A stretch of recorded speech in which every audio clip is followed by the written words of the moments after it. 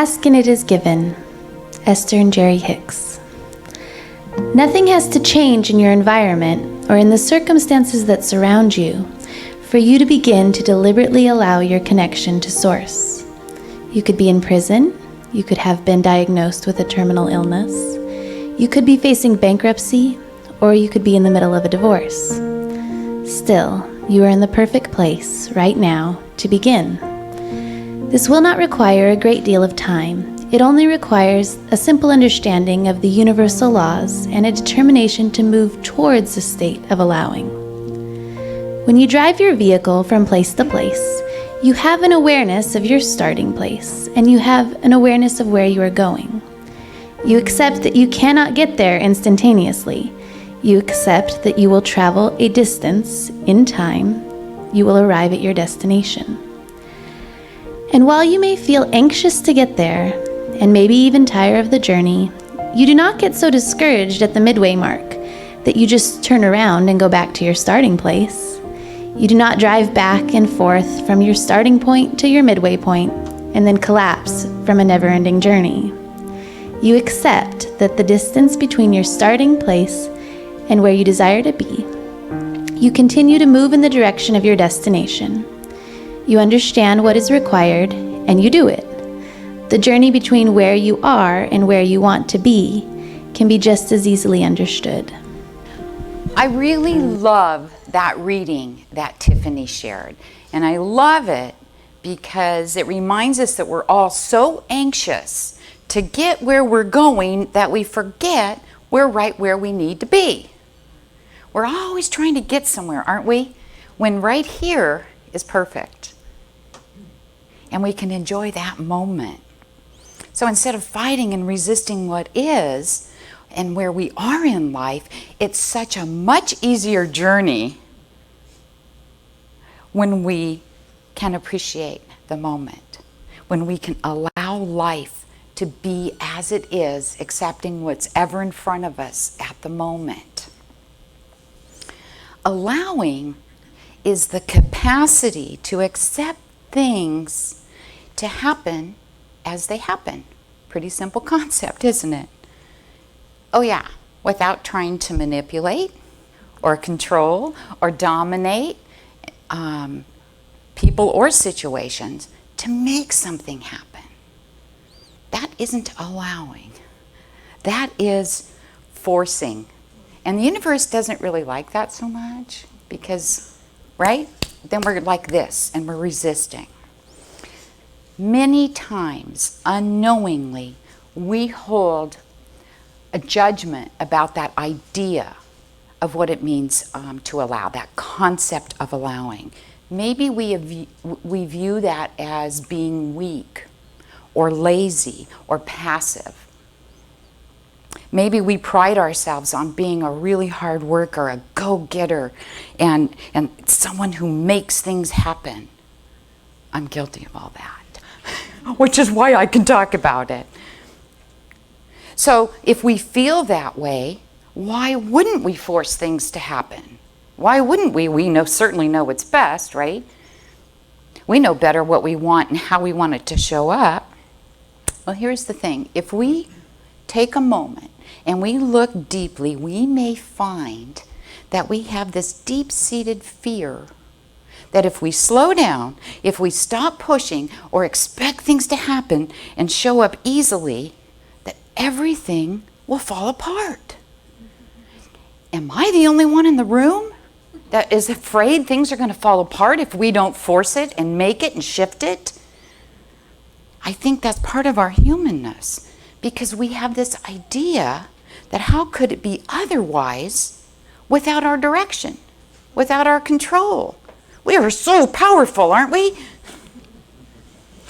The art of allowing is an essential part of our spiritual growth as we open up and allow life and the universe to do its work. The first and the most important aspect of allowing has to do simply with accepting things as they are.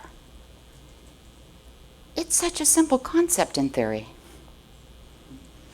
I love what Byron Katie says. She's an author and a teacher.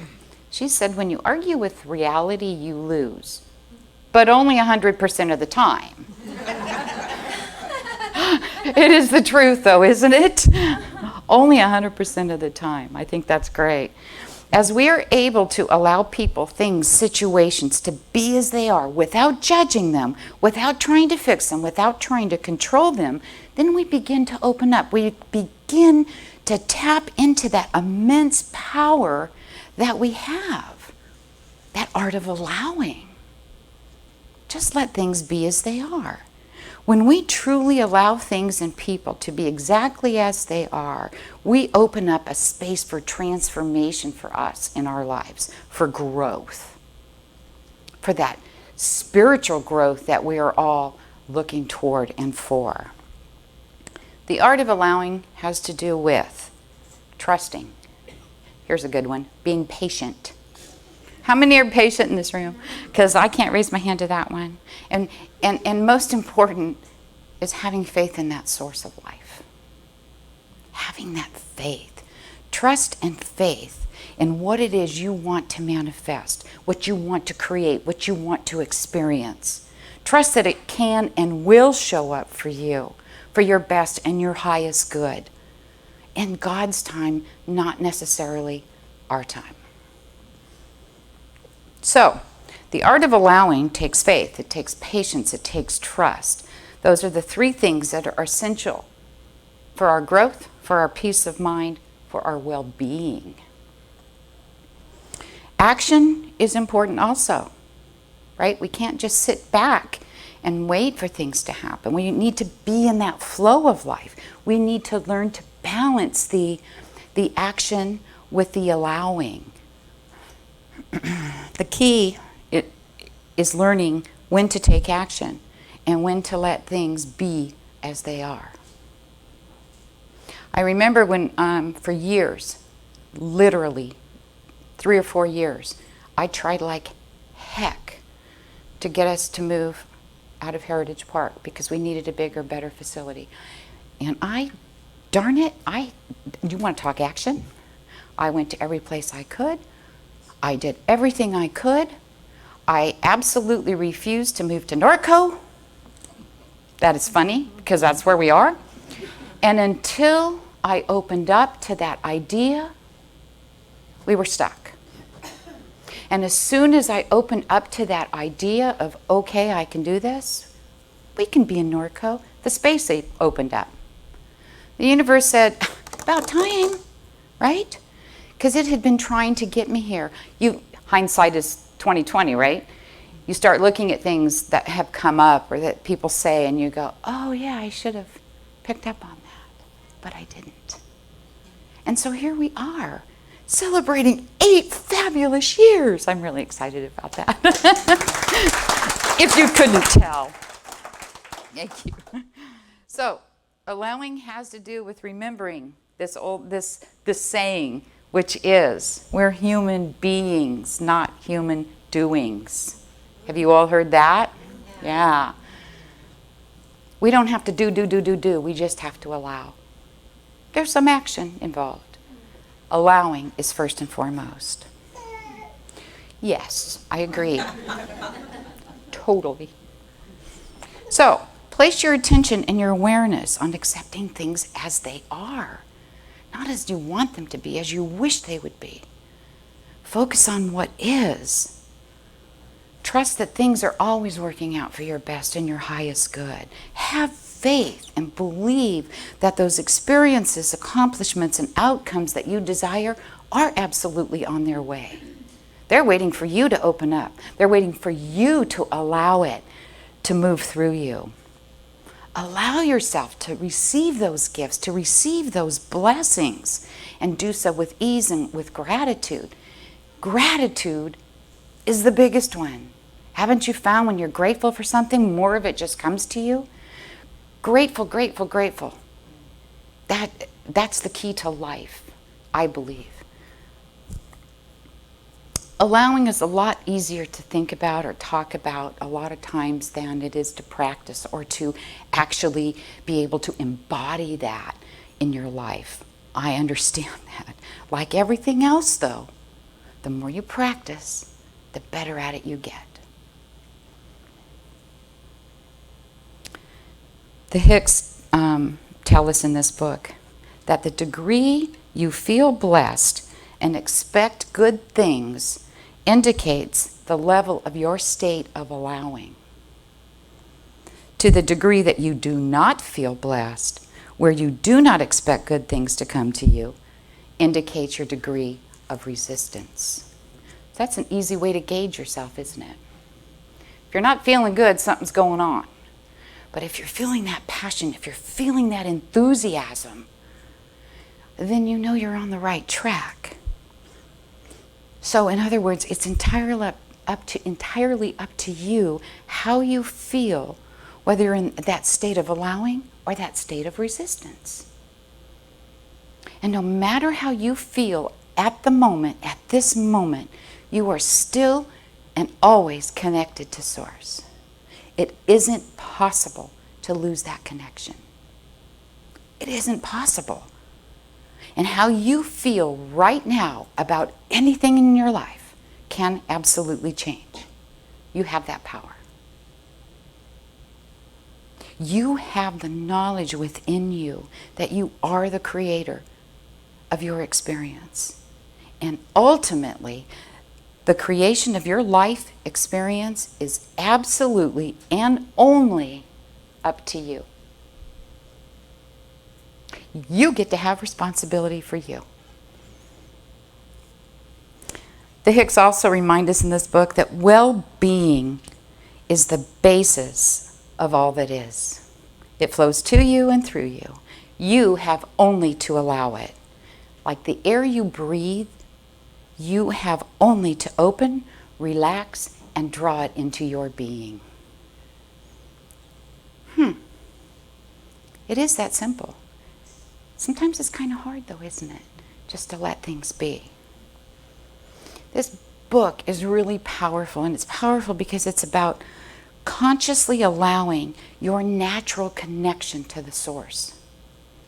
It's about remembering who you are so you can move forward with the creation of your life experience, so you can move in the direction that you want, so you can express your freedom in endless, joyous, co-creative ways. And that's what this book is all about. You have that power. It is within you because you are a child of God, a child of all that is. And the only reason ever that we don't see our desires manifest is because of our resistance. It's not because we don't want it enough, or because we aren't intelligent enough, or because we aren't worthy enough.